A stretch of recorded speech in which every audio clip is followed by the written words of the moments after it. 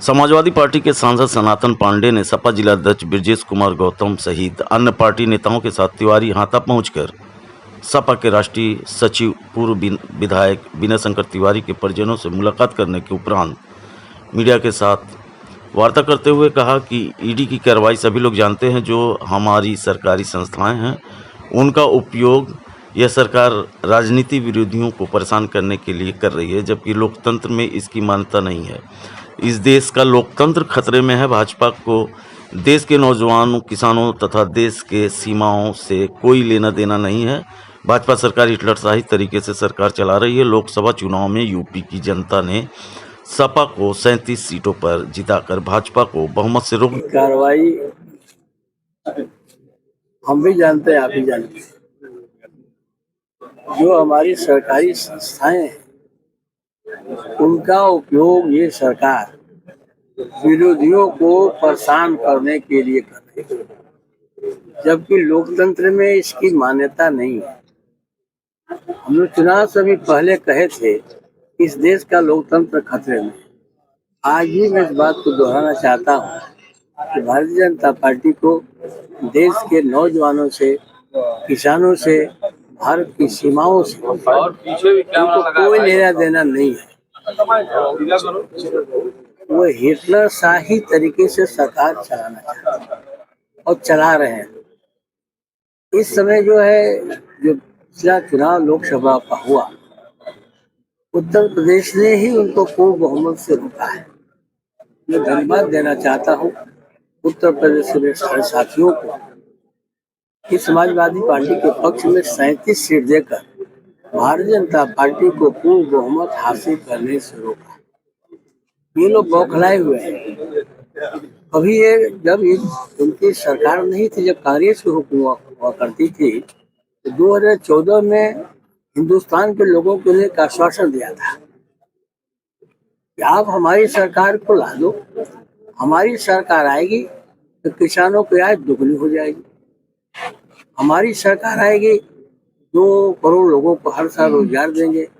हमारी सरकार को ला दो, देश का जो काला धन विदेशों में पड़ा हुआ है उसको हम भारत की धरती पर लाएंगे और जनधन खाता के माध्यम से हर परिवार को 15-15 लाख रुपए देने का हम करेंगे।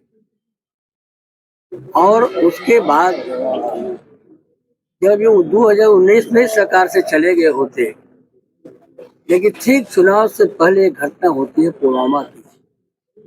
आज तक ये सरकार पता नहीं कर पाई तो आरडीएक्स कहाँ से आया था और देश के किस रास्ते से आया था, और उनको जो है शहीद का भी दर्जा नहीं मिला।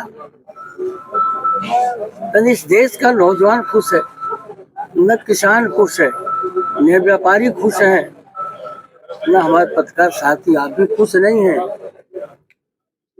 आप भी अपने मन के अनुरूप काम नहीं कर पा रहे हैं।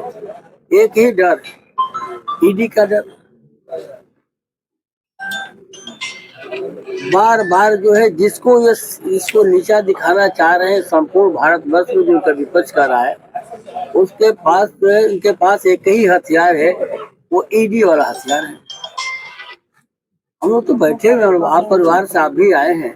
अगर हम आपको साधना ही हमको होगा तो पूछ लूंगा कि आप अपने मोबाइल के बिल दिखा दीजिए। अब ये कपड़ा कहाँ से खरीदे हैं, वो दुकान की लिस्ट दे दीजिए। तो हर आदमी जो है हर चीज का जो है लिस्ट नहीं लेकर चलता है। इनके मन में एक ही भावना है, जो हमारे विरोध में बोलेगा उसको हम ईडी, आपका सीबीआई भी है, तमाम अपने हम शक्तियों का उपयोग करते हुए उसको नेस्तनाबूद कर देंगे। लेकिन भारत डरने वाला देश नहीं है। आपके राष्ट्रीय अध्यक्ष जी का एक सोशल मीडिया पे पोस्ट आया था, हाथा नहीं भाता। अब आप मुझसे इसके विषय में ज्यादा जानते हैं, आप शुरू से भी जानते हैं कि राजनीतिक विरोध बहुत पहले से जो है हाथे से उनका रहा है। अब उनको मौका मिला है, लेकिन जब वो गोरखपुर से राजनीति करते थे, जब सांसद हुआ करते थे और आज प्रदेश के मुख्यमंत्री हैं, तो अगर हम अपने दिल को बड़ा नहीं करेंगे और हम प्रतिशोध के भाव से काम करेंगे, तो हमने भी टीवी चैनलों पर आपके मुख्यमंत्री को कई सांसद रोते हुए देखा हो। और आने वाला जो हमारा चुनाव होगा, इनकी जितनी भी ताकत का उपयोग कर लें, वो समाजवादी पार्टी के पक्ष में होगा और हम सरकार भी बनाएंगे। और हमारा संपूर्ण समाजवादी पार्टी आदरणीय तिवारी जी के साथ खड़ी है। और इसमें समाजवादी पार्टी जो कहती है वो करती है। हमारे राष्ट्रीय सदस्य ने बयान दे चुका है कि हम जो है तिवारी परिवार के साथ खड़े हैं।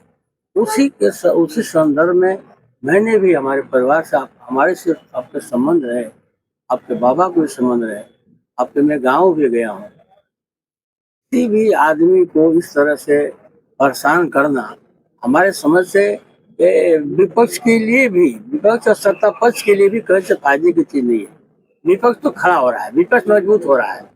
जितना दबाने की कोशिश करेंगे उतना ही विपक्ष उभरेगा। ये अपने इनको जो है आप में जो मैं देख रहा हूँ पूरे प्रदेश का, मैं देश का, जिस वादे के साथ सरकार में आए, सबका साथ सबका विकास, सरकार में सत्ता पाते ही भूल गए। जिन किसानों के बल पर आए कि हम आय को दुगनी करेंगे, सरकार में आते ही किसानों को भूल गए। उन गरीब परिवारों को जिनका वोट लिए हैं कि हम बाहरी कालाधन भारत में लाएंगे, वो भी भूल गए। और तो और इनके शासन काल में आजादी के बाद सबसे अधिक कोई हिंदुस्तान के बैंकों का पैसा लेकर भागा है, वो भी शासन काल का वर्ष है भारतीय जनता पार्टी का है, जहां पर 40,000 करोड़ रुपया लेकर के नीरव मोदी और विजय माल्या तमाम लोग लेकर के भागे हैं। अगर इनकी हैसियत हो, ये भारत के विषय में जो सोचना चाहते हैं, भारत का विस्तार करना चाहते हैं, भारत को मजबूत करना चाहते हैं, भारत को समृद्ध करना चाहते हैं, तो उनको कोने विदेशों के धरती से भारत की धरती को